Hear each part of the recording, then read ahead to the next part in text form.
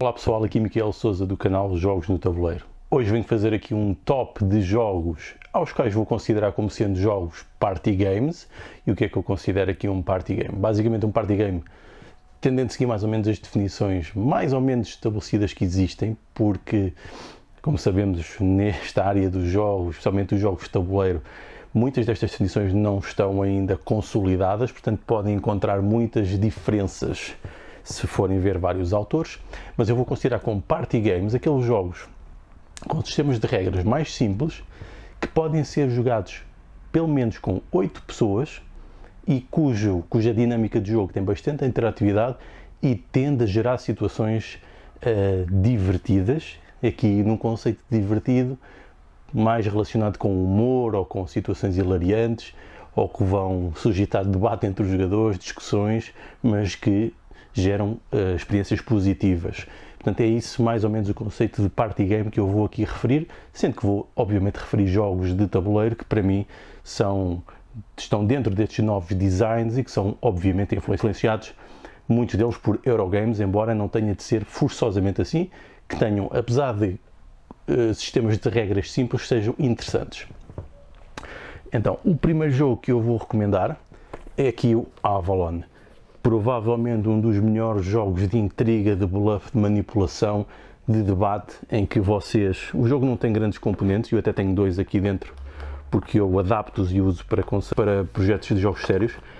No entanto, as componentes são muito simples, são apenas umas pecinhas para poderem votar, umas cartas que vos dão os papéis que vão ter e aqui um sistema para registar o nível da vossa aventura. Basicamente vocês vão estar na corte do Rei Arthur, cada um de vocês vai ter um papel que é ajudar o Rei Arthur ou prejudicar o Rei Arthur, ou seja, são duas equipas cujos papéis são ocultos. No entanto, há certas personagens que podem partilhar informação, por exemplo o Merlin, que sabe quem são os maus da fita, não é? Os minions que querem minar os planos do Rei Arthur. Depois também existe um assassino, também que sabe quem são os minions e pode matar o Merlin. Existe uma série de papéis e podem jogar de uma forma mais complexa, juntando mais papéis e tornando a dinâmica ainda mais curiosa. E vocês vão ver as pessoas a revelarem-se neste jogo a sua capacidade de assumirem os papéis, de manipular a informação, de passarem ocultos. Portanto, é um jogo muito, muito bom e que pode ser jogado de 5 a 10 pessoas. Portanto, tem aqui entretenimento para muito tempo e nunca se esgota, porque depende realmente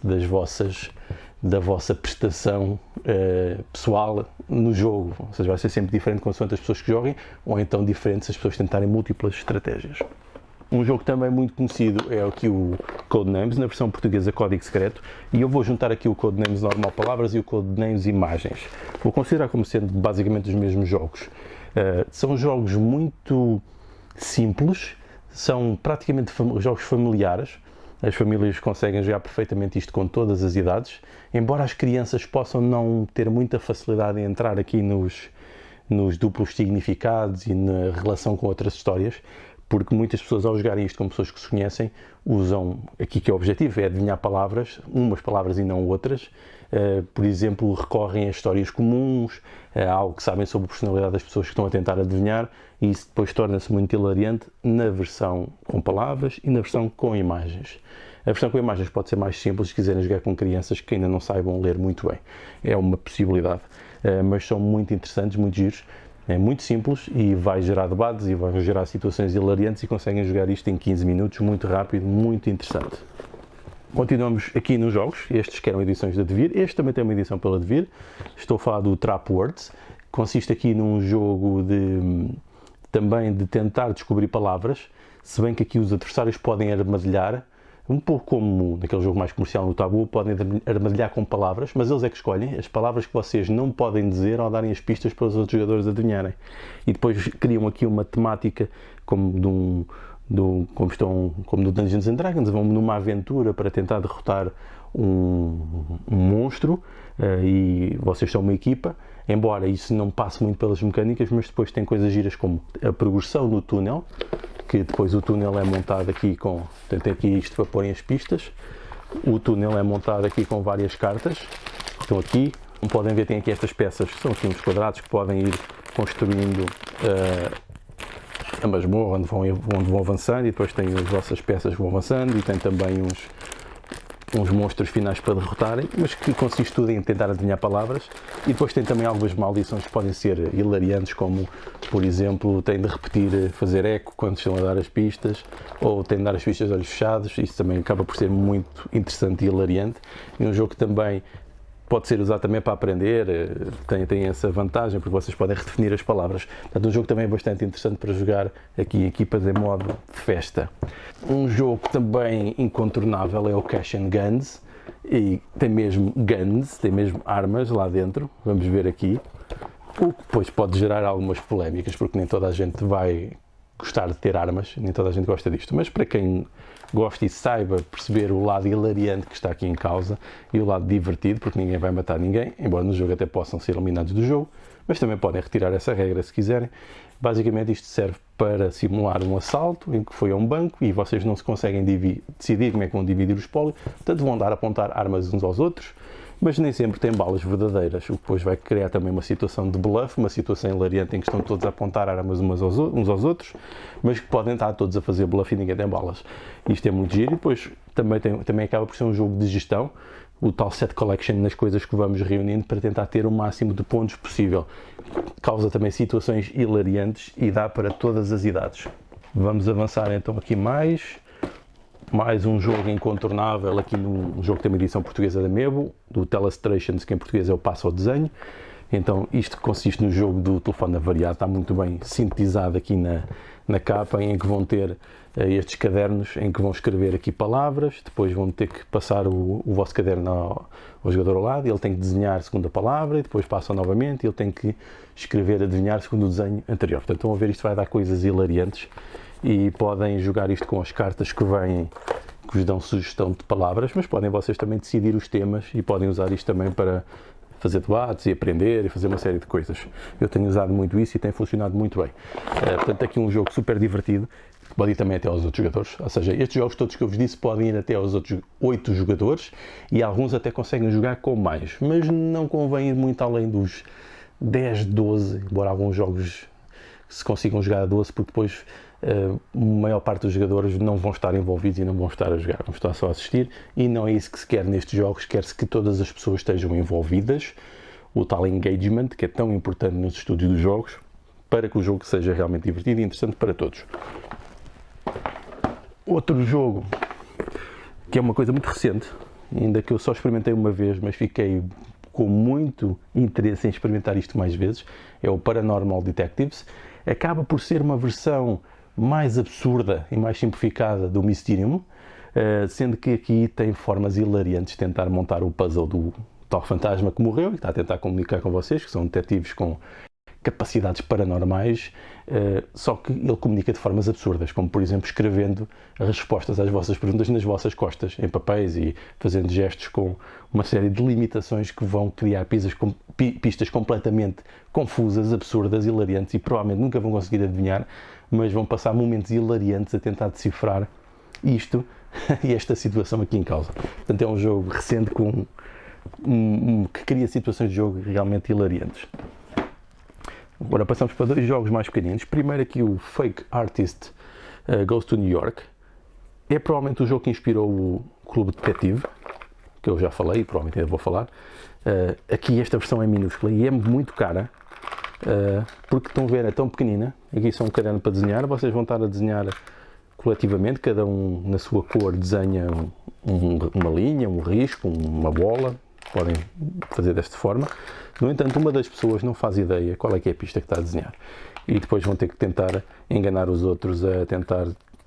que não votem a vocês como realmente o artista falso. Portanto, podem ver, para quem conhece o Clube Detetive percebe de onde vem então a inspiração. No entanto, aqui é feito através de desenhos e também é bastante hilariante e vocês podem até depois desenhar em folhas maiores, não tem de ficar por este formato tão pequeno. Um jogo também com potencial para ser ridículo, para ser hilariante e para poder aproveitar a expressividade escrita, neste caso em desenhos, que depois também é bastante hilariante, porque umas pessoas sabem desenhar e outras não. Se bem que aqui não é preciso ter muito jeito para desenhar, porque é mesmo só um traço ou outro, não é como o passo ao desenho, em que tem mesmo que desenhar, o que é hilariante porque uns sabem desenhar e outros não, como disse, e depois há desenhos absurdos realmente, especialmente quando jogam com adultos, depois pode ficar um pouco mais, como é que eu ia dizer, menos recomendável para crianças. um modo simpático de dizer aquilo que às vezes sai nos jogos, mas são situações hilariantes e cumprem perfeitamente os objetivos, porque estamos a falar de party games. Outro jogo muito pequeno,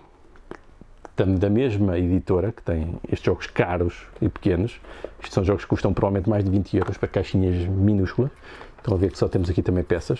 consiste no Insider. É um pouco como o Avalon, em que existe uma pessoa que é claramente o infiltrado e que tem que tentar, vocês têm que tentar adivinhar a palavra escondida, tem aqui depois um Game Master, não é, do jogo, que vai conhecer a palavra e vai tentar responder às vossas perguntas. No entanto, consoante a facilidade com que chegam à resposta, isso vai criar dúvidas nos jogadores entre quem era aquele que sabia exatamente qual era a resposta e o que não sabia. Isto vai ser também situações hilariantes e podem também bloquear e fazer com o que vocês quiserem. Imaginem família, histórias de família, por exemplo, pode ser feito com isto. Isto é muito interessante para trabalhar e para jogar e é muito adaptável também.